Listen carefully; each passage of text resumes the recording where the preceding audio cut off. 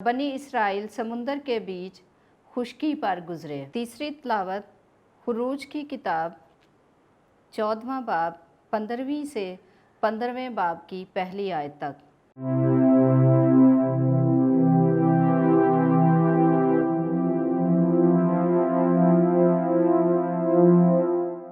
उस वक्त खुदावंद ने मूसा से फरमाया, तू मेरे सामने क्यों चिल्लाता है? बनी इसराइल से कह कि आगे को चलें। तू अपना असा उठा और समंदर पर हाथ बढ़ा और वो दो हिस्से हो जाएगा। तो बनी इसराइल उसके बीच में से खुश्की पर गुजरें।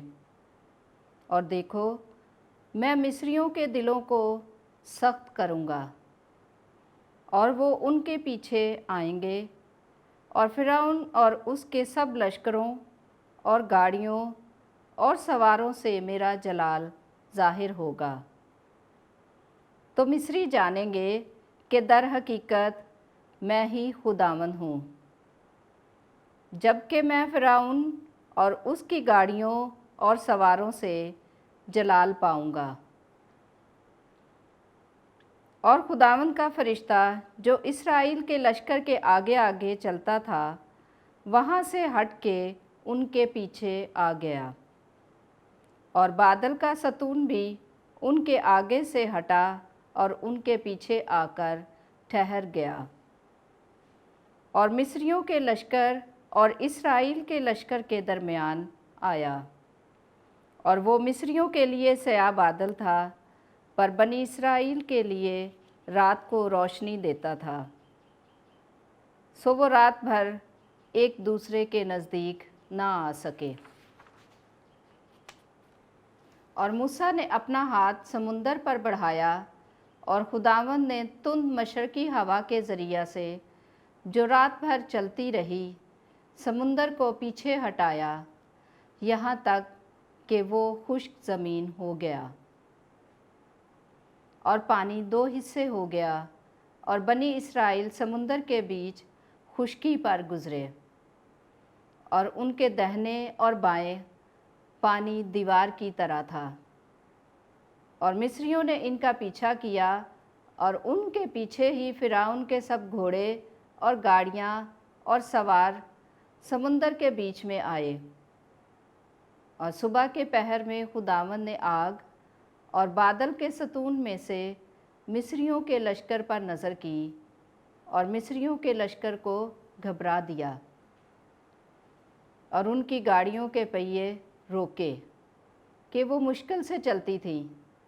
तो मिस्रियों ने कहा, इसराइल के सामने से भाग चलो, क्योंकि खुदावंद उनके लिए मिस्रियों को मारता है।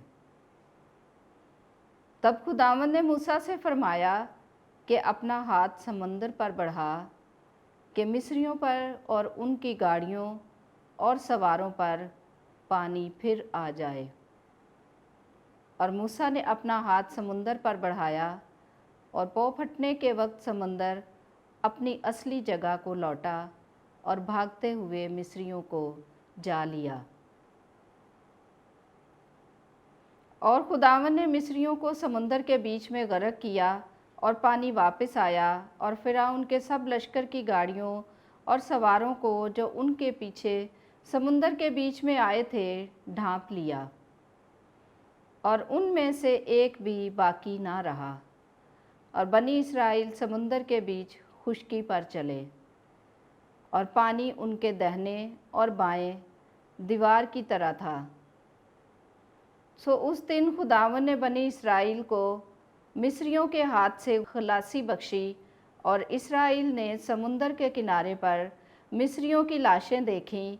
और इसराइल ने वो बड़ी कुदरत जो खुदावंद ने मिस्रियों पर ज़ाहिर की देखी, तो लोग खुदावंद से डरे, और उस पर और उसके खादम मूसा पर ईमान लाए।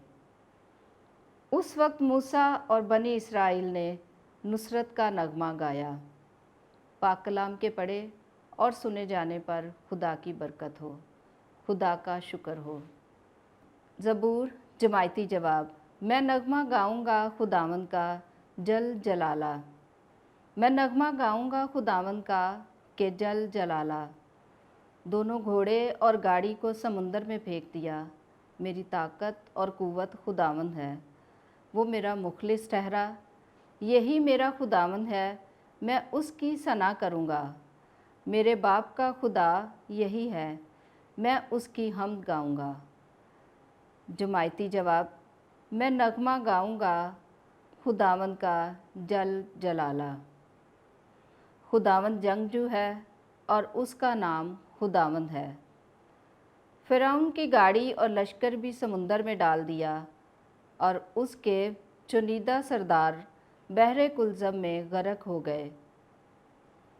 भंवरों ने उन्हें छुपा लिया, पत्थर की तरह गहराव में वो नीचे गए। जमायती जवाब, मैं नगमा गाऊंगा खुदावंद का जल जलाला। तेरा दहना हाथ ए खुदावंद कुव्वत में आला है। तेरे दहने हाथ ने ए खुदावंद दुश्मन को चूर किया और अपनी बड़ी अज़मत से तूने अपने मुखालफों को नेस्त तो नाबूद कर दिया। जमायती जवाब, मैं नगमा गाऊंगा खुदावंद का जल जलाला। जिस वक्त तेरी उम्मत जिसे तूने अपना बना लिया पार गुजरी, तूने लाकर उन्हें अपनी मिरास के पहाड़ में नस्ब किया।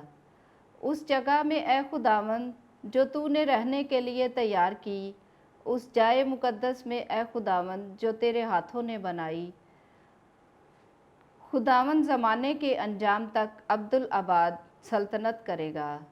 जमायती जवाब, मैं नगमा गाऊंगा खुदावंद का जल जलाला।